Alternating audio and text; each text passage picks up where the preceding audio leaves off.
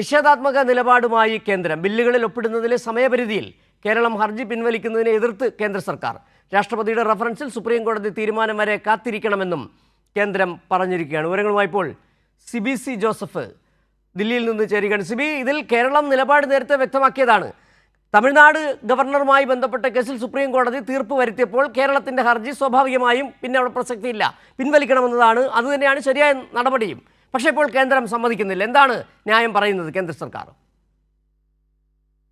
സിജു, 2021 അന്ന് ഗവർണറായിരുന്ന ആരിഫ് മുഹമ്മദ് ഖാൻ ഗവർണറായിരിക്കുമ്പോൾ അന്ന് ഈ നിയമസഭ പാസ്സാക്കിയ പല ബില്ലുകളും ഉപയോഗിക്കാതെ കാലതാമസം ഉണ്ടാക്കി. അതിനെതിരെ കേരളം സമർപ്പിച്ച 2 ഹർജികൾ, ഈ ഹർജികൾ പിൻവലിക്കാനാണ് ഇപ്പോൾ കേരളം ആവശ്യപ്പെട്ടത്. അതായത് പിന്നീട് ആ സമയത്താണ് തമിഴ്നാടിൻ്റെ ഹർജി വരികയും രാഷ്ട്രപതിക്കും അതോടൊപ്പം തന്നെ ഗവർണർക്കും സമയപരിധി നിശ്ചയിച്ചുകൊണ്ട് സുപ്രീം കോടതിയിൽ ഒരു വിധി ഉണ്ടായത്.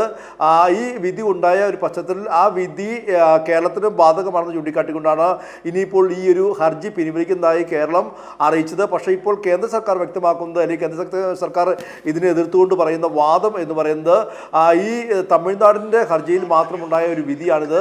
ആ തമിഴ്നാടിൻ്റെ ഹർജിയിലുണ്ടായ വിധി അത് കേരളത്തിന് ബാധകമല്ല.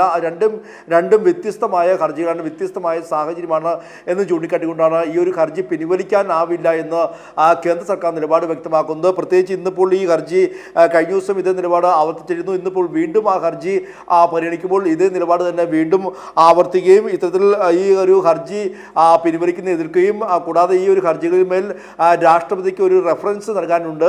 ആ റെഫറൻസ് നൽകി അതിലൊരു സുപ്രീം കോടതി തീരുമാനമെടുത്ത ശേഷം മാത്രമായിരിക്കണം ഈ ഒരു ഹർജി പിൻവലിക്കാൻ അനുവദിക്കുക എന്നുള്ളൊരു നിലപാടാണ് ഇന്നിപ്പോൾ അറ്റോർണി ജനറലും അതുപോലെ തന്നെ സോളിസിറ്റർ ജനറലും നിലപാട് സ്വീകരിച്ചത്. പക്ഷേ സുപ്രീം കോടതി ഇതിൽ ചോദിച്ചത് എന്തുകൊണ്ട് ഒരു ഹർജിക്കാരന് ഈ ഹർജി പിൻവലിക്കാനുള്ള ഒരു അവകാശമുണ്ട്, അതിനെന്തിനാണ് തടയുന്നത്? ശരി, സിബി സി ജോസഫാണ് ദില്ലിയിൽ നിന്നുള്ള വിവരങ്ങൾ നൽകിയത്.